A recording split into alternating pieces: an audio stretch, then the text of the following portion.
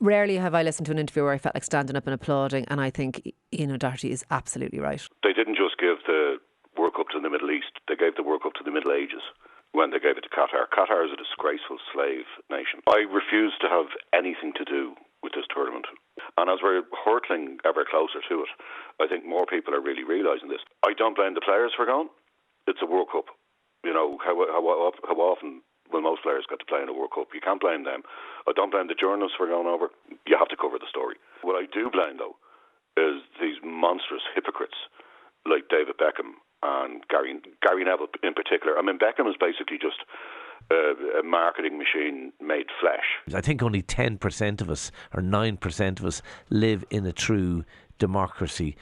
If we started excluding every nation based on their morality, there'd be very few places where you could ever play a World Cup. Well, you have to make your stand at some point.